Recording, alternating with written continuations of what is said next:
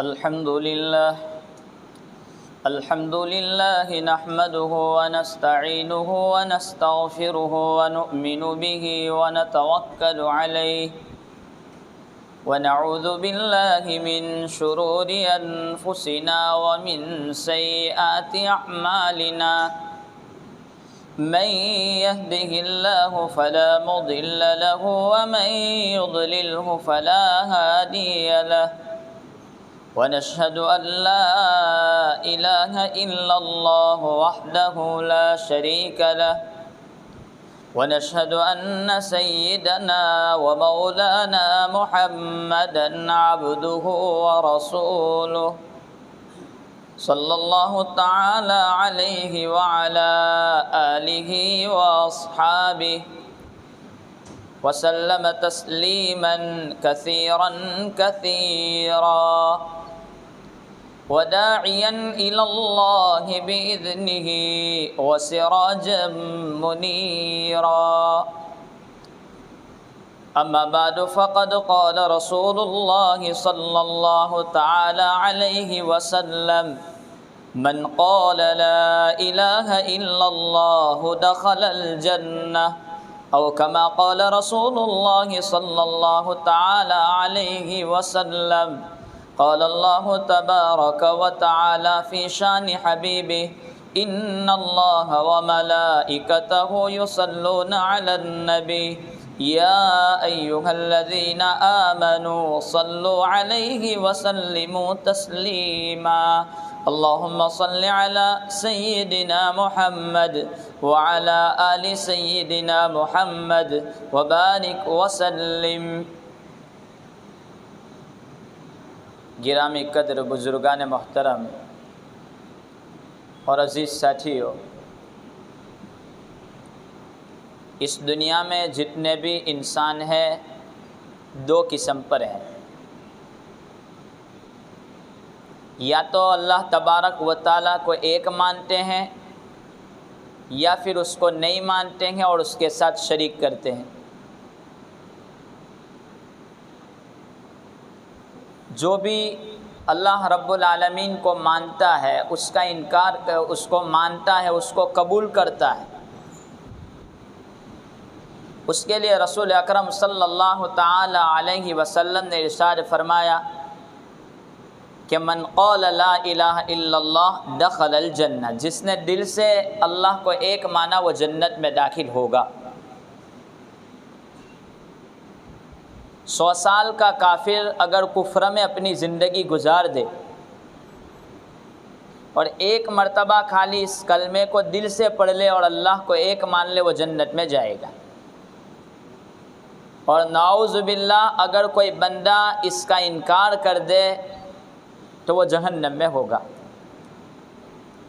तो इतना बड़ा कलमा कि जो जन्नत और जहन्नम का फ़ैसला करने वाला है, तो वो कोई ज़बानी जमा खर्च नहीं होगा। इसके पीछे बहुत सारी चीज़ें होगी कि खाली आदमी ज़बान से कलमा पढ़ दे। हज़रत नबी करीम सल्लल्लाहु ताला अलैहि वसल्लम के ज़माने में मुनाफिकीन ने ज़बान से कलमा पढ़ा था और वो पढ़ने के साथ साथ नमाज भी पढ़ते थे, हुजूर के साथ उठते थे, बैठते थे, सब कुछ। लेकिन उन लोगों के बारे में कुरान करीम ने ऐलान किया इन्नल मुनाफिकीन फ़िद दरकिल अस्फली मिनन नार, कि मुनाफिकीन जहन्नम के सबसे निचले तबके में जाएंगे। तो दो किस्म के लोग दुनिया में रहते हैं, मानने वाले ने, नहीं मानने वाले ने। इतना बड़ा कलमा के जिस पर जन्नत और जहन्नम का फ़ैसला है, तो ज़ाहिरी बात है कि मानने वालों की ज़िंदगी भी अलग होगी, न मानने वालों की ज़िंदगी भी अलग होगी। मानने वाला भी खाता है, न मानने वाला भी खाता है, लेकिन दोनों में फ़र्क। मानने वाला भी निकाह और शादी करता है, न मानने वाला भी शादी करता है, लेकिन दोनों में फ़र्क। मानने वाला भी चलता है, न मानने वाला भी चलता है, दोनों में फ़र्क। बज़ाहिर इंसानों में कोई फ़र्क नहीं, हर एक के दो पाँव, हर एक के दो पैर, हर एक के दो हाथ, हर एक की दुआ के सब कुछ एक जैसा, लेकिन फ़र्क इंसान की आदतों से होगा कि किसने कलमा किस हद तक पढ़ा है। तो ये कोई ज़बानी जमा खर्च नहीं है। खैबर के मौके पर रसूल अकरम सल्लल्लाहु ताला अलैहि वसल्लम खैबर का किला फ़तह करने के लिए पहुँचे। कई रोज़ गुजर गए लेकिन खैबर का किला फ़तह नहीं हो रहा है। बहुत दिन गुजर गए। बाहर सहाबा बैठे हुए थे। हज़रत नबी पाक सल्लल्लाहु अलैहि वसल्लम खैबर के किले के बाहर है और खैबर के पूरे किले को सहाबा ने मुहासरा किया हुआ है, घेरा हुआ है चौं तरफ से। अचानक एक दिन एक यहूदी, जिसमें उसका चेहरा काला कलोटा, उसके जिस्म से बदबू आ रही है और वो यहूदियों की बकरियां चराया करता था। यहूदी ने उसको नौकर रखा था बकरियां चराने के लिए, चरवाहा था। वो बाहर आया, उसको ये बात मालूम थी कि यहाँ पर हिजाज से मुसलमानों का बादशाह पहुँचा है और उसकी कुव्वत और ताकत का एक दबदबा है, एक रौब है। यसरिब का वो बादशाह है। यसरिब मदीना का पुराना नाम है। कुरान में भी जिसका जिक्र है, या अहल यसरिब ला मुकाम लकुम फर्जियो। खैर, मदीना का पुराना नाम यसरिब है। तो उस बंदे ने सोचा कि मैंने कभी बादशाह को देखा नहीं, आज चलो बादशाह को देख लेता हूँ, बादशाह कैसा होता है। तो वो वहाँ गया, सहाबा से पूछा कि बादशाह कौन है। तो कहा वो खेमा जो गाड़ा है ना, वो खेमे के अंदर बादशाह है। तो उसको हैरानी हुई कि बादशाह तो वो होता है जो कालीन बिछे हुए हो, बिछी हुई कालीन पर रहता है, चलने का वो रास्ता उसका होता है। और ये तो एक खेमा और एक तंबू है जो खजूर से बना हुआ है, खजूर के दरख्त से, उसकी डालियों से, उसके पत्तों से। ये बादशाह कैसा होगा, चलो मैं जाके देखता हूँ। वो अंदर गया तो अंदर खेमे में और तंबू में जब वो दाखिल हुआ तो नबी करीम सल्लल्लाहु ताला अलैहि वसल्लम की एक नूरानी शक्ल नज़र आई।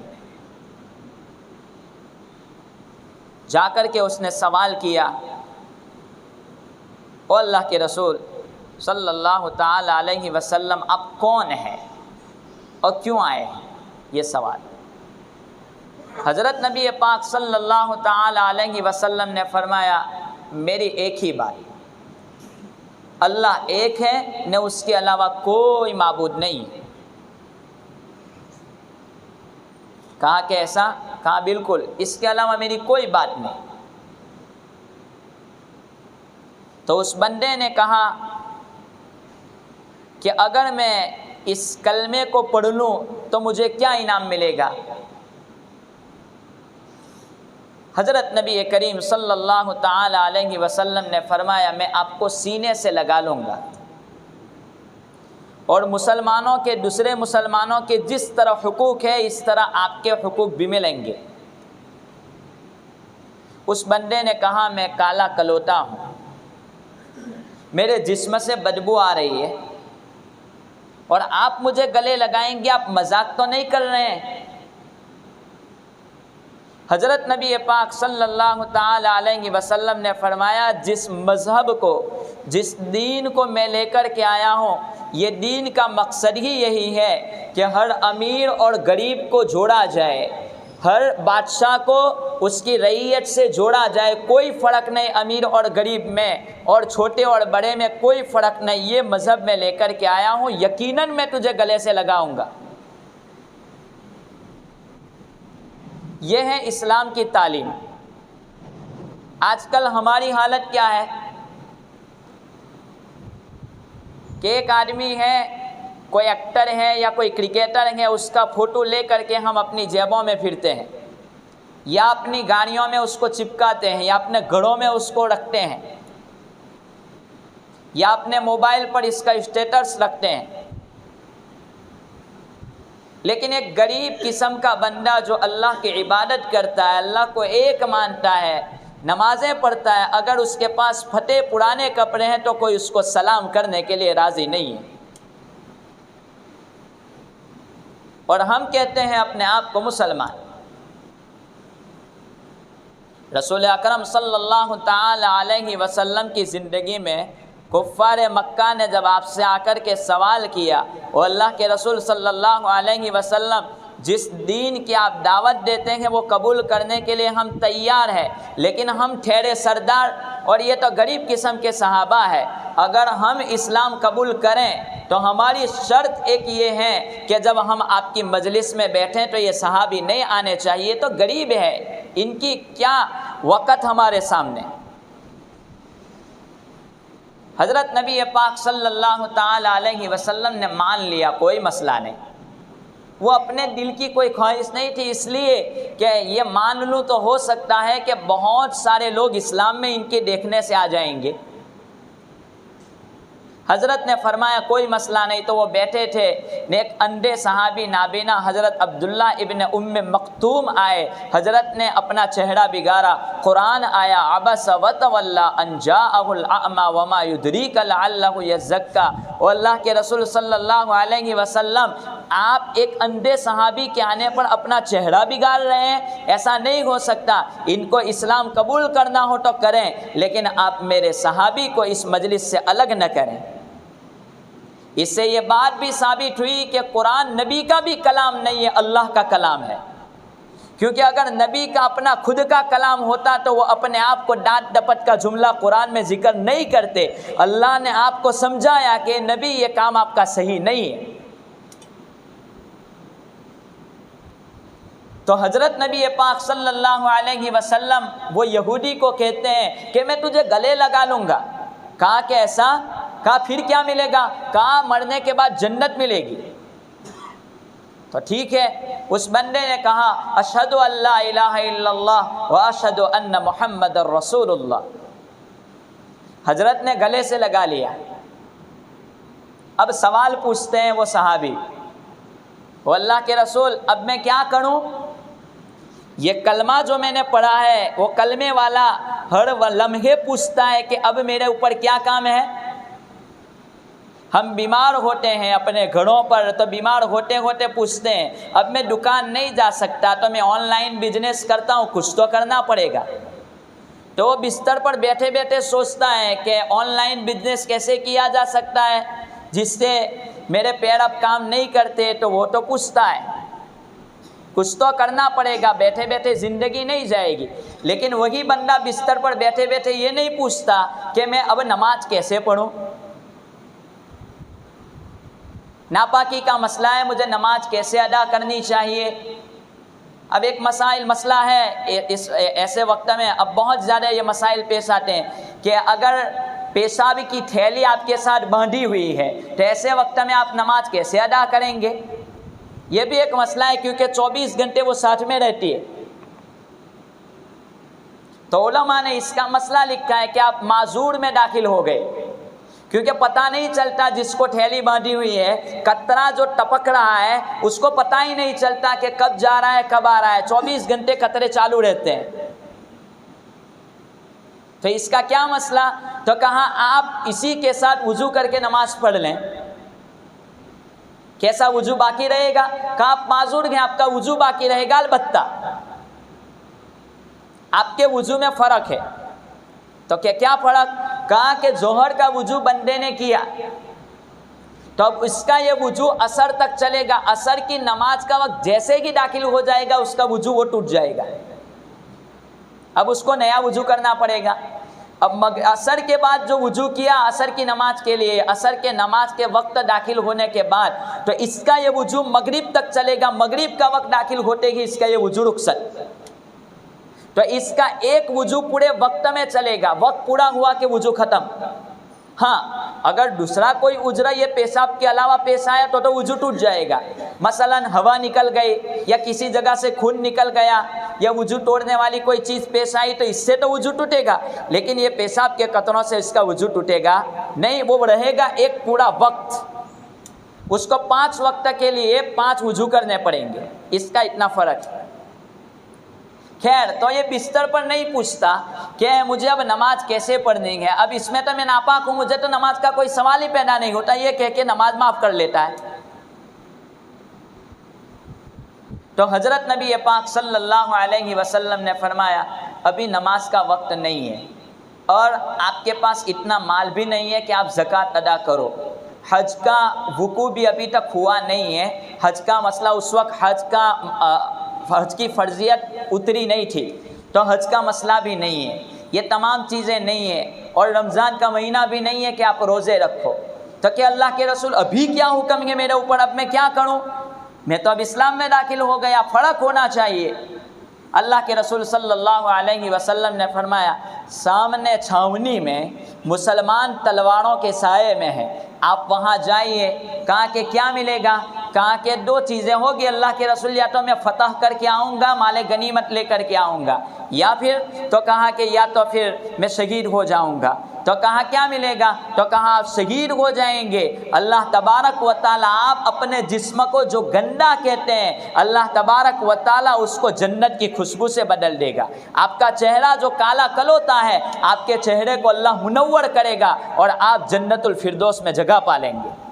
ऐसा है अल्लाह के रसूल, चलो तो ठीक है मैं जाता हूँ। वो सहाबी बन गए और वो लेकर के निकले और वो सामने की छावनी में लड़ते रहे, यहाँ तक कि लड़ाई और जंग पूरी हुई। वो सहाबी शहीद हो गए। शहीद होने के बाद तमाम कुछ सहाबा शहीद हुए थे, सहाबा ने उनकी नासों को उठा करके साइड पे कर रहे हैं। इतने में एक नास ऐसी है जिसको कोई पहचानता नहीं। अल्लाह के रसूल पहुँचे, कहा कि ये तो वही है जो अभी कलमा पढ़ करके मेरे पास से गया था, ये वो कलमा है जिसने ज़िंदगी में न कोई नमाज पढ़ी, न कोई ज़कात दी, न कोई रोज़ा रखा, फिर भी मैं देख रहा हूँ कि अल्लाह तबारक व ताला ने उसकी बदबू को जन्नत की खुशबू में तब्दील कर दिया। अल्लाह रब्बुल आलमीन ने उसके काले चेहरे को जन्नत के नूर से मुनव्वर कर दिया और रब्बुल आलमीन ने इसको जन्नतुल फिरदौस में पहुँचा दिया है। कहा कि ये बात है, ये पहुँच गया, मैं देख रहा हूँ ये जन्नत में फिर रहा है।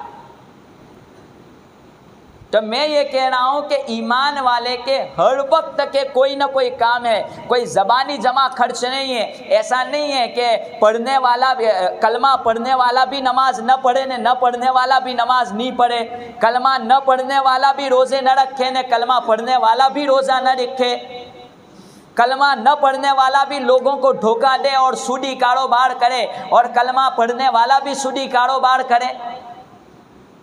इतना कलमा है जामे ला इलाहा इल्लल्लाह मुहम्मदुर रसूलुल्लाह, जब दिल में बंदा पढ़ लेता है उसको, तो उसका जिस्म इसकी गवाही दे देता है कि ये मोमिन है। आप ग्लास पानी का भरते हैं, ठंडा पानी उसमें डाल देते हैं, तो पानी डालने के बाद अंदर से पता चलता है कि पानी बाहर से अंदर कितना बड़ा, आधा ग्लास, पौना ग्लास या पूरा ग्लास बड़ा है, तो ठंडा पानी बाहर गवाही देता है कि इतना पानी इस ग्लास में भरा हुआ है। तो इंसान के दिल में ईमान उतर जाता है तो उसका जिस्म गवाही देता है ये कि हुजूर का उम्मती है, ये कलमा वाला है। अगर हमारा जिस्म गवाही नहीं देता है तो अंदर का ईमान पड़ा हुआ है, ठंडा नहीं है, ईमान हकीकी मानों में उतरा ही नहीं है। जब एक पानी गवाही दे देता है तो एक मोमिन बंदा जिस्म से गवाही नहीं दे सकता कि मैं मोमिन हूं। उसकी नमाज, उसकी दुकान, उसका कारोबार, उसका लेन देन ये गवाही नहीं दे सकता कि मैं मोमिन हूं। जरूर गवाही देता है। तो ये कोई ज़बानी जमा खर्च नहीं है। हम ये समझते हैं कि ये हमने पढ़ लिया, और मैं समझा चुका कि ज़बानी जमा खर्च मुनाफिकीन के पास था। तो मोमिन बंदा दुनिया के जिस कोने में भी जाएगा उसका एक तकाजा है ईमान का, कलमे का, कि तौहीद क्या चीज़ है, खुदा कौन है। हज़रत उवैस करनी रहमतुल्लाहि अलैह, हज़रत नबी पाक सल्लल्लाहु ताला अलैहि वसल्लम ने अपनी ज़िंदगी में वसीयत की थी कि जब आप उवैस करनी को मिलें सहाबा से, तो उनसे मेरी उम्मत के लिए दुआ करवा लेना, और ये मेरा जो कपड़ा है वो कपड़ा उवैस करनी को हदिया दे देना। ये बात हज़रत ने फरमाई थी। वाक़या बहुत लंबा है, मैं मुख्तसर ज़िक्र कर दूँ। हज़रत उवैस करनी रहमतुल्लाह अलैह से सहाबा मिलने के लिए पहुँचे हैं, तो वहाँ उनके गांव में जाकर के पूछा उवैस करनी कहाँ मिलेंगे। तो वो गांव लोगों ने कहा कि वो तो दूर जंगल में बकरियां चराता होगा, और वो तो पागल जैसा आदमी है, लोग हंसते हैं तो वो रोता है, न लोग रोते हैं तो वो हंसता है। कोई रोता है तो वो हंसता है, न कोई हंसता है तो वो रोता है। वो जंगल में बकरियां चराता है, जाओ उस तरफ। तो वो सहाबी वहाँ पहुँचे, वहाँ जाकर के मुलाकात हुई, और हज़रत नबी पाक सल्लल्लाहु ताला अलैहि वसल्लम का जो पहनने का जुब्बा था वो दिया कि ये पैराहन आपको दिया है। कहा कि मैं नहीं हूँगा, कोई और होगा।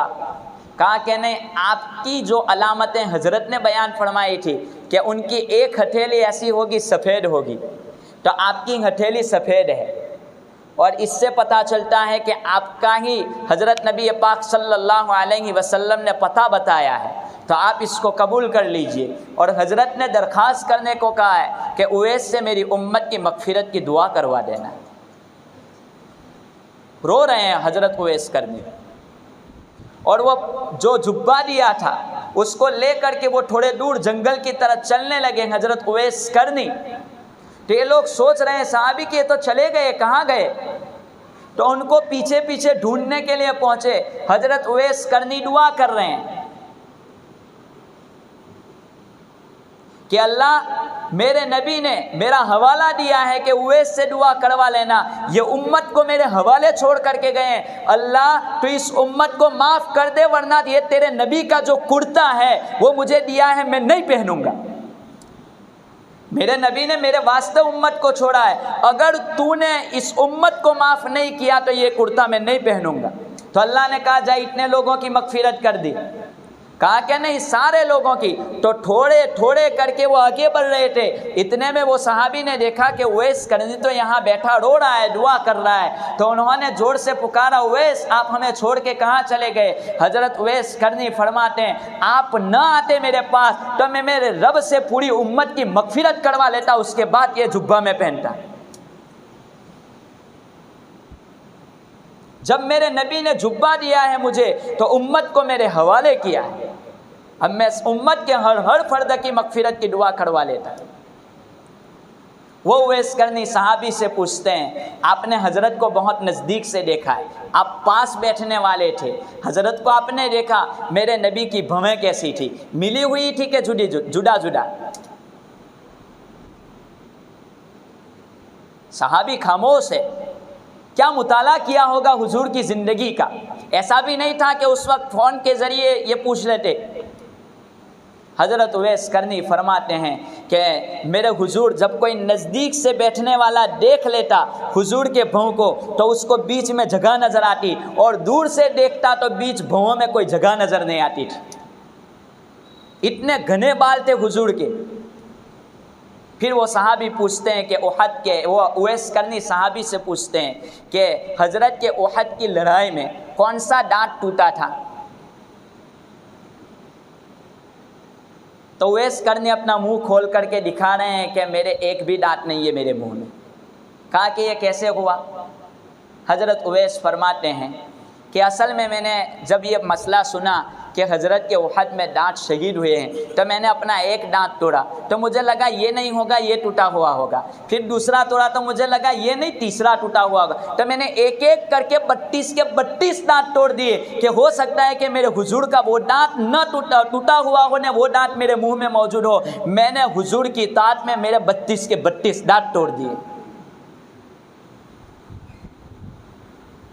आदमी कौन से भी कोने में चले जाए, उसके जिस्म से जब कलमा पढ़ लेता है तो मोहब्बत के आसार नज़र आते हैं कि कौन नबी का है, कौन अल्लाह को चाहने वाला। हम सब ने कलमा पढ़ा है, लेकिन हमारा जिस्म इस बात की गवाही से अभी अधूरा है कि कौन मोमिन है न कौन नहीं है।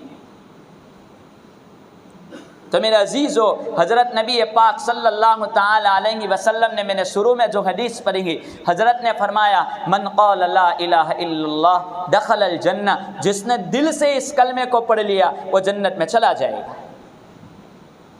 तो ज़बानी तो मुनाफिक पढ़ते थे, हम ज़बानी नहीं पढ़ते, हम दिल से पढ़ते हैं। और जब बंदा दिल से पढ़ता है तो उसका जिस्म गवाही दे देता है कि ये मोमिन है। फ़कीर का जिस्म गवाही दे देता है कि ये फ़कीर है। उसका रुआ रुआ कहता है कि मैं फ़कीर हूँ, मैं मांगने वाला हूँ, मुझे दे दो कुछ भी। मोमिन का रुआ रुआ कह देता है कि मैं मोमिन हूँ, मेरी आँख गुनाह नहीं कर सकती, मेरी तिजारत धोखे वाली नहीं हो सकती। इन तमाम चीज़ों से आजकल हम ये समझते हैं कि क्या करें मौलवी साहब, अब वो दौर नहीं रहा, अब हर जगह पर जुआ और हर जगह पर धोखा और ये तमाम काम चल रहे हैं, तो इसमें हम खालिस तौहीद कैसे पैदा कर सकते हैं। जैसे कि मुफ्ती शफी साहब ने एक बात लिखी है कि अब तो जहर भी खालिस नहीं मिलता। एक बंदा कहता है कि यहाँ तो घी वो भी खालिस नहीं है और तेल भी खालिस नहीं है, आटा भी खालिस नहीं है, तो मैं जहर ला करके पी जाता हूँ कि ये दुनिया में रहना कैसा। तो वो बंदा जहर लाया और जहर पी करके बैठा है, मरने का इंतज़ार कर रहा है कि चलो जल्दी से मोटा जावे ना, मैं मर जाऊँ, लेकिन वो मरता ही नहीं है। फिर कहता है कि अब तो जहर भी खालिस नहीं रहा। तो हम ये कहते हैं कि भाई खालिस है ही नहीं, तो इस दुनियावी ज़िंदगी में हम कैसे ज़िंदगी गुजारें। मेरे भाइयों, अगर मुझे पता चल जाए कि ये दूध की दुकान में मिलावट और केमिकल वाला दूध मिलता है तो मैं कैसे खरीदूंगा? नहीं खरीदूंगा। मेरे बच्चों की ज़िंदगी का खतरा है, मेरी ज़िंदगी का खतरा है, ये केमिकल मैं नहीं खरीद सकता, मुझे तो खालिस चाहिए। तो इस दुनियावी ज़िंदगी में भी अगर बंदा ये सोच ले कि हकीकत में खालिस ईमान अल्लाह को पसंद है तो वही तभी जन्नत मिलेगी, वरना मैं जहन्नम में जाऊँगा, ये बात दिल में आ जावे तो बंदा कहेगा हकीकत में धोखा वाला काम मेरा नहीं है। वरना बात यही है कि एक यूसुफ को देख करके दुनिया की मोहब्बत में, यूसुफ के हुस्न की मोहब्बत में दुनिया की औरतें अपनी उंगलियां काट सकती है, तो हुजूर नबी पाक सल्लल्लाहु अलैहि वसल्लम और उस रब की मोहब्बत में क्या बंदा अपनी दुकान, अपने कारोबार, अपनी तिजारत, अपनी ज़िंदगी के हर तकाजे को नमाज के लिए कुर्बान क्यों नहीं कर सकता? औरतों ने हाथ काट दिए थे, अपनी उंगलियां काट दी थी सिर्फ यूसुफ के हुस्न पर। तो ये हुजूर के हुस्न पर और रब की मोहब्बत में अपनी ज़िंदगी के तकाज़ों को कुर्बान नहीं कर सकता। इसी बातों को समझाने के लिए बार बार बयानात होते हैं, इज्तिमात कायम किए जाते हैं, लोगों को जोड़ा जाता है। तो हमारा भरूच शहर का इज्तिमा आइंदा शनिचर और इतवार 30 और 31 तारीख को मरकज़ मुदाफलिया में रखा गया है। तो तमाम ही नौजवान यहाँ पहुँचने की मुकम्मल फ़िक्र करें। हर बंदा, हर फ़र्द वहाँ पहुँचने की, माँ बहनें इज्तिमा की कामयाबी के लिए दुआ करें कि अल्लाह कामयाब करे और उम्मत के हाल पर रहम फरमाए, उम्मत के लिए हिदायत का ज़रिया बनाए। और हर बंदा वहाँ पहुँचने की फ़िक्र करें कि यकीनन मेरे जज्बे में जो ईमान होना चाहिए वो नहीं है। जब तकाजा आता है मेरे ईमान के मुताबिक तो मैं जवाब नहीं दे पाता हूँ। जब मेरे सामने से गैर महरम गुजरती है तो मेरी आँख उस तरफ रुकने से हटती नहीं है। और जब कोई ईमान के खिलाफ काम आता है तो मेरा ईमान मुझे रोकता नहीं है, यकीनन कमज़ोरी है। तो जब ऐसा ईमान है तो उस ईमान के लिए मुझे ज़रूरत है कि कहीं ये मुर्तद न कर दे मुझे। इसलिए ज़रूरत है कि ऐसी जगहों पर पहुँचने की मुकम्मल फ़िक्र करें। आइंदा शनिचर और इतवार को अल्लाह तबारक व तआला हम तमाम को इन कही सुनी बातों पर अमल पैदा होने की तौफीक अता फरमाए। आमीन व आखिर दावाना अनिल हम्दुलिल्लाहि रब्बिल आलमीन।